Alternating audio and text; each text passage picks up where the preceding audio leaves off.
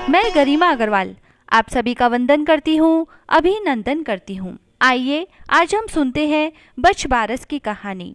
साथ ही सभी कहानियों के बाद सुनी जाने वाली बिंदाई जी की कहानी, लपसी तपसी की कहानी और सभी देवी देवताओं की कहानी।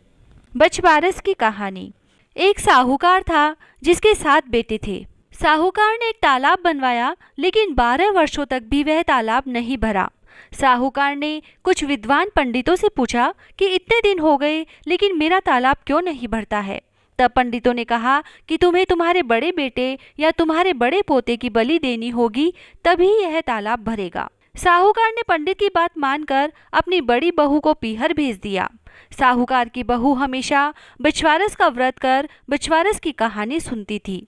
बड़ी बहू के पीहर जाने के बाद साहूकार ने बड़े पोते की बलि चढ़ा दी। तब घनघोर मेघ बरसने लगे और तालाब भर गया। बछवारस का दिन आया तो साहूकार तालाब की पूजा करने अपने परिवार के साथ वहां जा रहा था। गांव के सभी लोग भी वहां पूजा करने जा रहे थे। जाते समय साहूकार ने अपनी दासी से कहा कि गेहूंला धानुला बना लेना। साहूकार की गाय के बच्चे का नाम भी गेहूंला धानुला था। तब उस दासी ने गाय के बच्चे को गेहूंला धानुला समझकर पका दिया। साहूकार व साहूकारनी गाजे बाजे के साथ अपने बेटे और बहू के साथ तालाब को पूजने लगे। वहीं पर बड़ी बहू भी पूजा करने के लिए आ गई। गांव के सभी लोग भी वहीं पूजा कर रहे थे। उसी वक्त जिस पोते की बलि दी गई थी वह कीचड़ में लिपटा हुआ आकर कहने लगा कि मैं भी तालाब में कूदूंगा। उस बच्चे को देखकर साहूकार ने कहा कि मैंने तो इसकी बलि दी थी जिससे तालाब भरा था, लेकिन गाय माता ने मेरी लाज रख ली और हमें हमारा पोता वापस लौटा दिया। बड़ी बहू भी सारी बात जानकर और अपने बेटे को देखकर बहुत खुश हुई।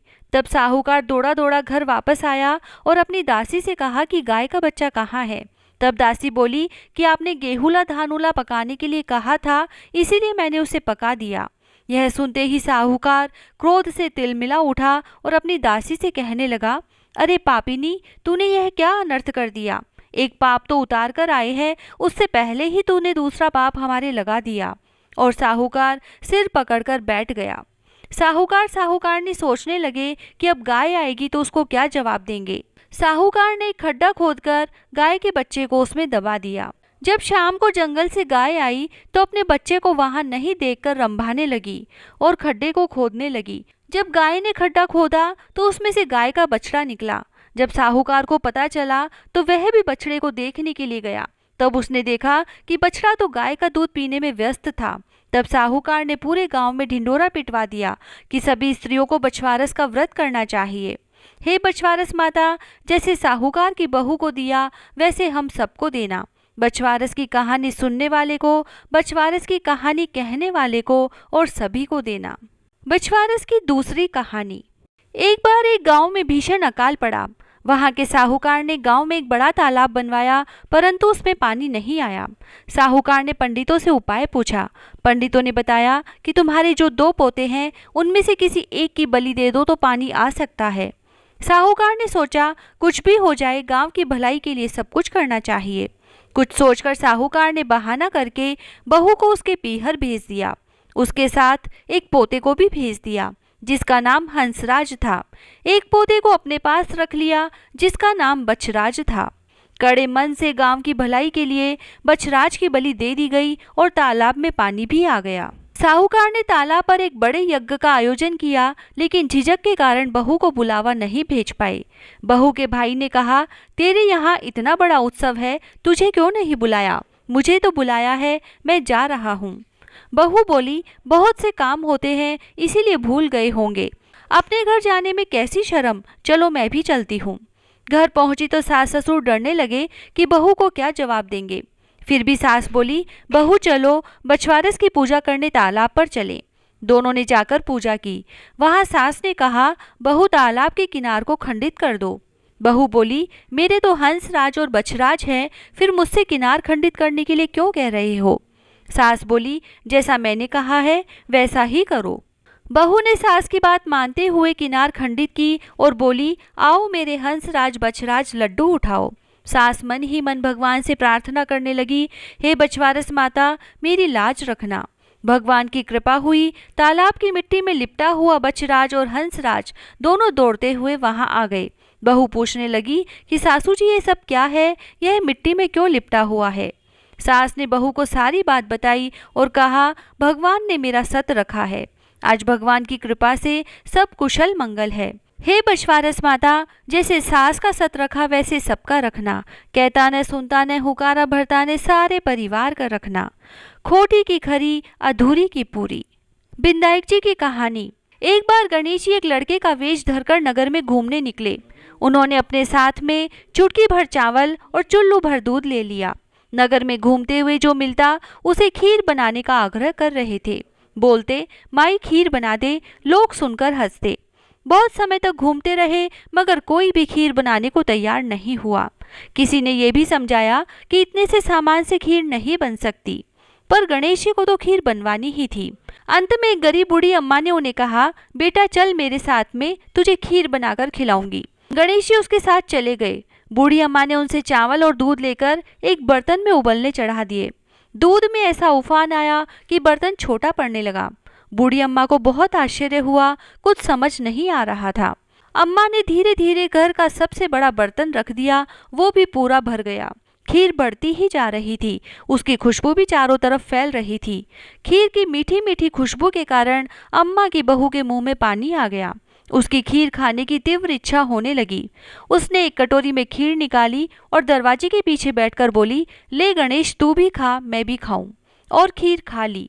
बूढ़ी अम्मा ने बाहर बैठे गणेश जी को आवाज लगाई, बेटा तेरी खीर तैयार है, आकर खा ले। गणेश जी बोले, अम्मा तेरी बहू ने भोग लगा दिया, मेरा तो पेट भर गया, खीर तू गांव वालों को खिला दे। बूढ़ी अम्मा गांव वालों को निमंत्रण देने गई तो सब हंसने लगे। अम्मा के पास खुद तो खाने के लिए कुछ है नहीं, पता नहीं गांव को कैसे खिलाएगी, पर फिर भी सब आए। बूढ़ी अम्मा ने सबको पेट भर खीर खिलाई। ऐसी स्वादिष्ट खीर उन्होंने आज तक नहीं खाई थी। सभी ने तृप्त होकर खीर खाई, लेकिन फिर भी खीर खत्म ही नहीं हुई, भंडार भरा ही रहा। हे गणेश जी महाराज, जैसे खीर का भगोना भरा रहा वैसे ही हमारे घर के भंडार भी सदा भरे रखना। बोलो गणेश जी महाराज की जय। लपसी तपसी की कहानी। एक लपसी था, एक तपसी था। तपसी तो भगवान की तपस्या करता था और लपसी सवा सेर की लपसी बनाकर उसका भोग लगाकर जीम लेता। एक दिन दोनों लड़ने लगे। लपसी बोला, मैं बड़ा, तपसी बोला, मैं बड़ा। इतने में नारद मुनि आए और बोले, तुम क्यों लड़ रहे हो? तो लपसी ने कहा, मैं बड़ा हूँ, और तपसी ने कहा, मैं बड़ा हूँ। तपसी बोला, मैं सारे दिन भगवान की पूजा करता हूँ। यह सुन नारद जी ने कहा कि मैं तुम्हारा फैसला कल करूँगा। दूसरे दिन लपसी तपसी नहा कर आए तो नारद जी ने 1.25 करोड़ की अंगूठी उनके आगे फेंक दी। लपसी ने अंगूठी देखी पर उस पर ध्यान नहीं दिया। तपसी तपस्या करने बैठा तो उसे अंगूठी दिखी और उसने अपने घुटने के नीचे दबा ली और तपस्या करने लगा। और लपसी लापसी बनाकर उसका भगवान के भोग लगाकर जीमने बैठ गया। इतने में नारद जी आए, तब दोनों से पूछा कि कौन बड़ा है। फिर तपसी ने कहा, मैं बड़ा हूँ।